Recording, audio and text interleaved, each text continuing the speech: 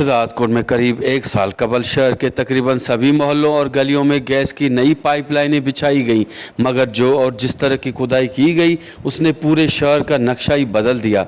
मगर अफसोस के एक साल गुजर जाने के बाद भी शहर के टूटे फूटे रोड रास्ते बनाने के बजाय मरम्मत के लिए आए हुए करोड़ों रुपए करप्शन की नज़र हो गए।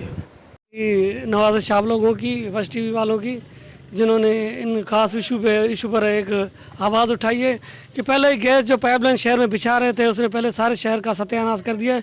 पहले तबाह बर्बाद था शहर शहजादकोट, तो गैस की वजह से और तबाह हो गया है। गली मोहल्लों में जो भी खड्डे खुदाई करके गए हैं उसमें ना मिट्टी डाल रहे हैं ना कोई चीज़ कर रहे हैं, लोगों को परेशान कर रहे हैं।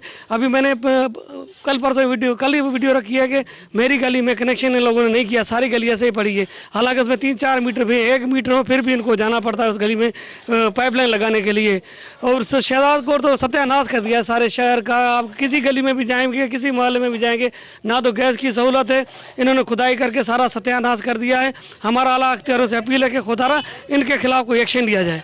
जबकि शहर के बहुत से ऐसे इलाके हैं जहां एक तो खुदाई नहीं की गई है, न गैस पाइपलाइनें बिछाई गई हैं, जबकि शहर का हुलिया वैसे भी तो बिगड़ा हुआ था, ऊपर से गैस इंतज़ामिया ने रही सही कसर पूरी कर दी। कैमरा टीम के साथ गुलाम अली ब्रावई, वश टीवी, शहजादकोट।